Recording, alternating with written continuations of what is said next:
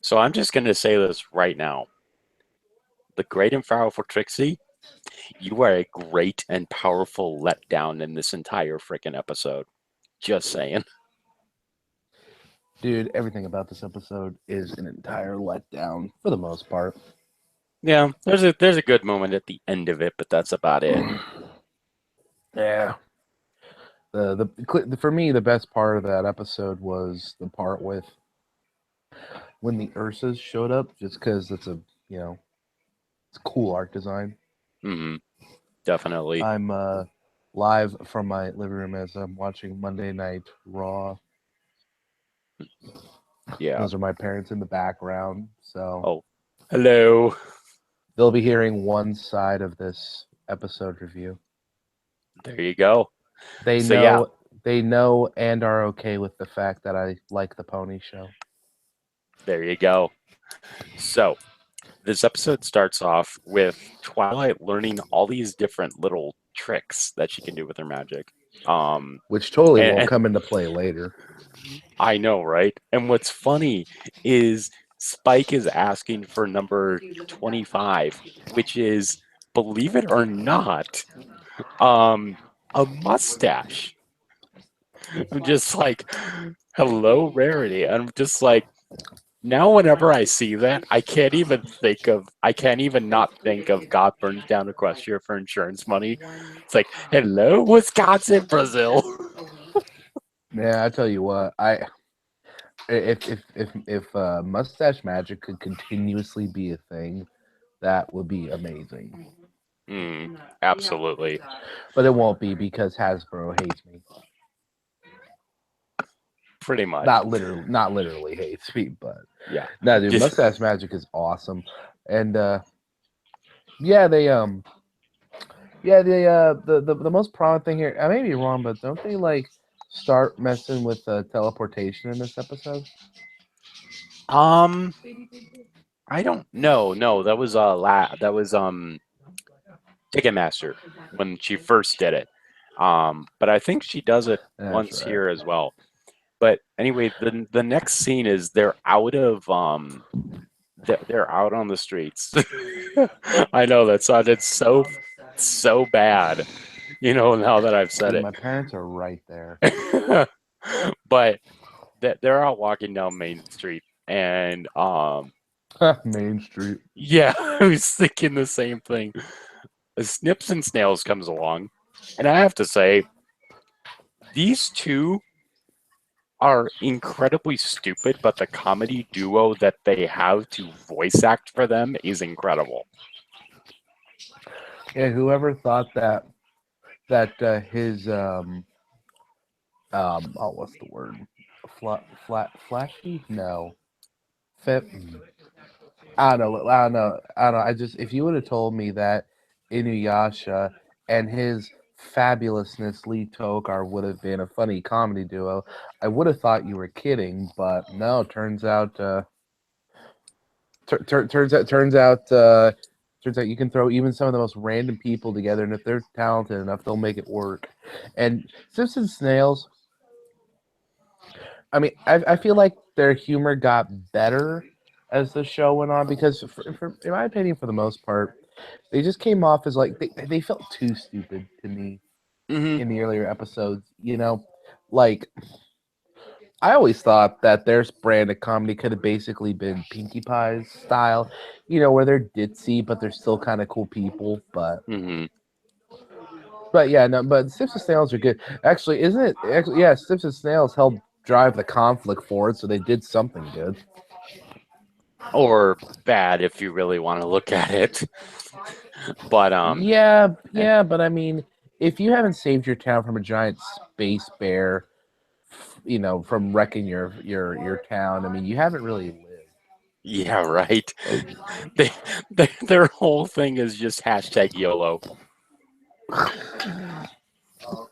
Um, Exactly. but I'll say this: Josh Scorcher put it best. Is where you have what's the guy's name from the dude that looks like Mewtwo in Dragon Ball Z?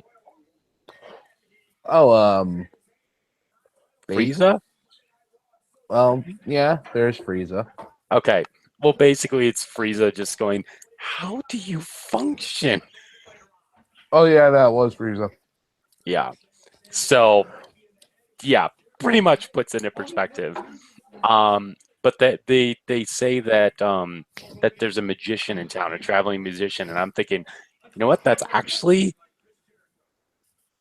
raises a lot of questions, but also sounds pretty awesome at the same time. Because number one, you have unicorns in this world. All of them can do magic. But here's my question. If there's unicorns that can do magic, why is there a traveling magician? Because in the real world, magic is just smoke and mirrors. And if you ever want to see how a lot of them are done, remember that show from the early 2000s called Magic's Biggest Secrets Finally Revealed? Yeah, wasn't that made by like NBC? Yes, it was one of the greatest Don't shows I had trust. ever seen. Don't trust them on that. They made two about the WWE, and they're the most incorrectly non-fact checked things that you could ever see about the business. So that's why MSNBC sucks. Exactly. Yeah, news outlets have never been kind to wrestling. Yep. So They'll give Donald Trump airtime, but a guy taking a chair shot to the head, oh, we can't have our kids watching that. yeah. So you have why don't you take the reins for a little bit? Okay, so at this point, I didn't really think about this too much when I first watched the show because I'm still getting used to the characters and setting and whatever. But it wasn't until later I realized exactly that. Why does there need to be traveling magicians? And like the stuff she was doing, like the stuff Trixie was doing wasn't anything. I'm pretty sure Rarity couldn't have done. In fact, some of that stuff I'm pretty sure Rarity did do, but I mean, I mean, to tie ropes and stuff like that, I'm sure takes its own kind of concentration and precise timing and whatever. And not every unicorn can do the stuff that Twilight can. I mean, Rarity can't. Rarity can't teleport. Trixie can't um, do all that crazy stuff. And so Twilight, is an ascended unicorn. That being said, yeah, it is a little weird, especially this whole scene is just framed wrong because you have this traveling show person whose entire job is to travel around and put on a show. Hmm. Well, the main six, except for Twilight, just basically you've got these five hecklers in the crowd giving her a hard time, and like a professional, she bested them. Magicians are supposed. Well, the cliche ones are supposed to claim how great they are all the time. That's why you've got the name great in like every other magician ever. So The so great first off, Houdini. that's weird because that's her job. So the main six who all have their form of jobs They're are all interfering with her job. they're all out of character. I'm just I gonna mean, it's say like that right now. Like even though we don't know them as well, because this is early in season one, they're still like way out of character. I mean, I guess I've always I I've guess I can always see I guess I could see Rainbow Dash in a bit because you have it where yeah. it's like, showing off as my job. And it's like, yeah, she would probably do that. But AJ and Rarity? Yeah, Really? that's the weird thing. You would think AJ would understand. Oh, she's just a pony trying to make ends meet. And I've always said that out of character is a weird term to use when it's official content. Because it's like, well, that means it was approved by the show, and this is the Lauren Faust era, so that means it was triple okayed. I know, right? So, That's the weird thing. so, But again, so you know, it just proves that Lauren Faust, okays bad decisions. You remember that one Foster's Home for Imaginary Friends episode with the yellow imaginary friend that kept getting Blue in trouble, and oh he got jeez. no, Oh yeah, yeah, yeah, yeah, yeah, no, yeah. no, not cheese, the other one. Yeah, the guy that's just like, you know, I'm gonna get Blue in trouble so that and act like it's one of those like he still has childlike innocence. He couldn't possibly do something like that. Yeah, but the dude gets no comeuppance later. So so yeah, that was whatever. So that's what I'm trying to get to. It's like it's like it was just I don't know. It's just annoying to see, but it goes for the whole episode, and so eventually, these hecklers are pressuring her enough to where she's like, "Well, you know what? I trapped a space bear," Yeah, and right? they're like, "Say what? Say what?" And Say she's like, what? "Yes," and she's like, "Yeah, shut up." And so that's the end of that. Well, later that night, Snips and Snails become like her hype men or something like that, Well, here's my and question though. Before that, you have like let's talk about the dilemma with Twilight here. I get that she would think that it's like this character is trying to be like it makes sense with the fact that the other members of the main six minus Fluttershy and Pinkie Pie, yeah.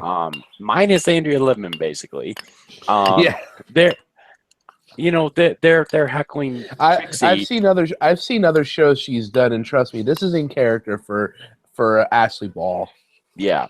So you have the fact that um because the other members of the main four, I should say, Yeah, um the Fab Four. yeah, the Fabius four, the thing with that is because they're heckling Trixie, Twilight feels like she has to show something, because that's her friends that are trying to stand up against the But that's but that's tyrannical Trixie, and it's like but that's the you weird didn't thing. think It's this like, through. but that's the weird thing. It's like that shouldn't even be the conflict. The conflict should be like, hey guys, it's her job, and Twilight's whole dilemma is, oh, should I show everyone how awesome I am at magic? And the moral of the story is, don't bite off more you can chew with your gloating. And it's like, that's Trixie's job. Exactly. It's kind of ridiculous. But again, knowing what Trixie does nowadays, it does make a lot of sense. And if you hear background noise from Snakeskin, he's watching Monday Night Raw. Sorry, Goldberg's on. He's talking to Chris Jericho and Kevin Owens. It's awesome. So you have the fact that, You better mute the mic because these guys get loud. yeah, Trixie at this point, from what we know of her now, you can definitely see that she does this. She definitely is a showboater, more than just her show. It's all the time for her. So I can see what's going on with this, but again, it feels very forced here. Um, and let's just say Spike in this episode, he's okay. But again, with this episode being such a letdown, it's kind of underplayed by the fact that the rest of the main six are complete and utter jerks to Trixie. You know, Yeah, it's it definitely. It's just so weird. It's weird that they've done this several times now, and it's also weird that Lauren Faust would. It's like I get it. You want to show your characters aren't perfect and be like, oh, they can be a little jerky, but it's like I'm. It's just straight up, dude. The main six, or at the very least, Rainbow Dash, because she started it. I mean, we didn't hear from Trixie until season 3, and every fan was theorizing she fell down some kind of dark homeless path. And the one with the alicorn amulet basically confirmed, yeah, she hoofed it on Pinky's rock farm for a while apparently, and and then got super mad and then got the super powerful amulet. So I mean, they kind of wrecked her job, and it takes 2 more seasons for her to make her comeback tour. So I mm, mean, what, and also it is too. You were mentioning that the moral and whatever all of that feels so forced and ham-fisted. It's like a lot. I feel like there's a lot of development and lessons in this show. Some of them go ignored, but a lot of them leave an impact. I feel I feel like this one, A, didn't leave an impact, and I don't want to sound really negative about season one, but I feel like this episode didn't even need to happen. Yeah, I mean, it introduced Trixie, which turned out to be a really good character later in the series, but she could have had a lot better of an introduction episode.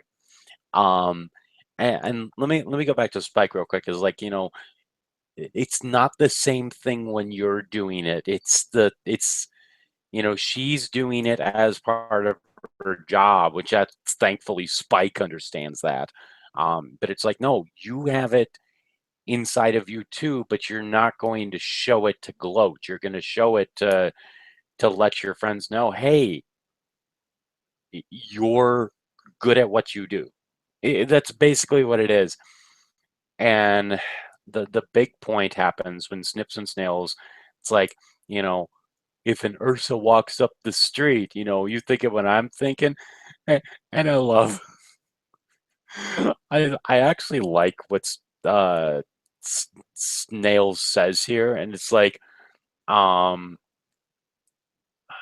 I don't remember exactly what he said, but it was some sort of, pun on like hay or something like that. And it's like now looking at Buckball season, that totally makes a lot of sense. He's just completely outside of reality. It's actually pretty funny. Um, do you have anything to say about this? The end scene's cool where the Ursa's stomping down, and Twilight's Oh, able to. and I want to say, Huh. when when Snails first turns on his horn, to try and wake up the Ursa Minor, it sounds like an old car trying to turn over and start. It's freaking hysterical. It's like Not a. that. There's not a That's lot going up there in the old jalopy. well. What's funny is that's most modern four is zing. Yeah, when the Ursa's stomping around, that looks pretty cool because it's made of stars in the night, and it's like bigger than like half the town. And Twilight uses all her strength to to capture it and beat it and whatever. But but I and I just always thought thought it was of funny, no. Go on. huh? Go on. I would say I thought it was funny how how she how she tells Trixie, "Oh yeah, that was an Ursa Minor," Yeah, and it was just a Trixie's like, baby. "What?" Yeah, Yeah, that was. I thought that was great. This is one of the first instances where the animation really caught my eye for this show because the first few episodes were pretty good, even especially the debut episodes. They look pretty good. But with the art design of the Ursas, made stars and moving like that, and there's no like clear lines keeping them with the show's theme. It looks. I thought, man, that looks really cool. I can see why people like the art of the show. yeah. I'll tell you this though. I just thought up of a really good I just thought up of a really good fan theory. So you know how the Ursa Minor and Major are both made up of stars, right? Yes, And Luna doesn't get her starry hair until season 2. Does that mean she had to kill an Ursa Minor in order to get that starry I was mane? just gonna say it was a rite of passage. Celestia's rite of passage was she had to kill a rainbow. Yeah, no, she had to go through the Rainbow Factory and survive. Rainbow Factory. I mean, both of those sound pretty intense. Yeah. So, but yeah, that would actually be kind of cool. And it's So the like, episode so the yeah, episode ends with Trixie running away in a puff of funny smoke, and Twilight learns a valuable lesson that she sends off to Princess Celestia because status quo is God or whatever, yeah. and and I And and she's I like, and then please don't hate me, friends. It's like, why would we hate you? And it's like, because you were being so incompetent to Trixie. What do you think would go through her head? ugh. Oh well, it doesn't matter because next week's episode is an even better one because it's what was the episode after this? Dragon Shy. It's probably going to be one of our controversial episodes. Oh yeah, Dragon Shy. How did I feel about Dragon Shy? Find out next week. Dun dun dun. Yeah. So let's do our scores for this episode before that, though. Oh yeah, Um, yeah, of course. Um, I feel like all these season one reviews are running together so far. I give it a 6, honestly. I mean, not horrible, but it's not really particularly close to good. um, I would actually give it a 5. And the reason is, at least with Gilda's episode, there was at least that nice pranking part at the beginning to kind of balance everything out. With this one, it's Yeah, that just was cool. horrid, horrid, horrid, horrid, horrid. And it's kind of ridiculous that, this early. I'm surprised most people stayed after Ghostbusters because it is a pretty bad episode. So Well, yeah, I give it a 5. it doesn't help that a few episodes later we have Winter Roundup wrap up. Yeah, right. So yeah, probably one of our shortest reviews, but there's not a lot to say. It's a hard episode to Yeah, review. really is.